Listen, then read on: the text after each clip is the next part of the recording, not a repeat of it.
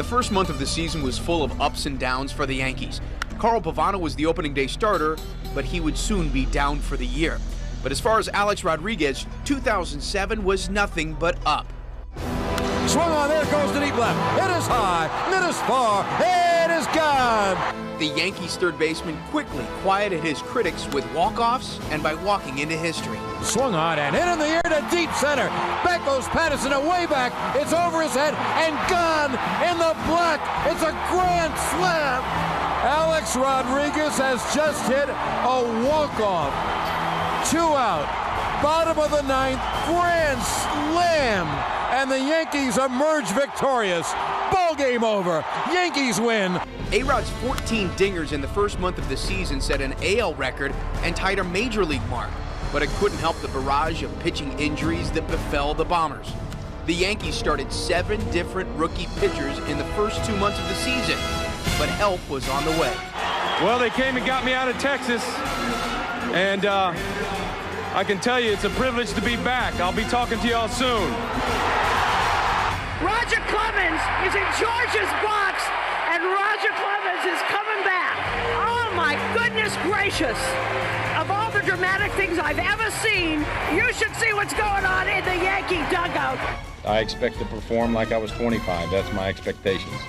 And anything short of that would be a disappointment. But while the Yankees waited for the return of the Rocket, the team fell to a season-low 8 games under 500 and a season-high 14.5 games behind the first-place Red Sox by the end of May. It's always the case when you feel like you're struggling, and it seems like when you hit, you don't pitch, and when you pitch, you don't hit. George Steinbrenner's patience wore thin, issuing his first salvo of the season, but instead of targeting Torrey, he targeted his GM, saying, quote, "He's on a big hook. He wanted sole authority. He got it. Now he's got to deliver." End quote. Almost on cue, the Yankees started to respond, but the real surge started post-All-Star break. It came down to Robinson Cano and Hideki Matsui, and Bobby Abreu was the biggest culprit. Then after the All-Star break, these guys started doing their job, and it was amazing how fast that team could win 9 in a row.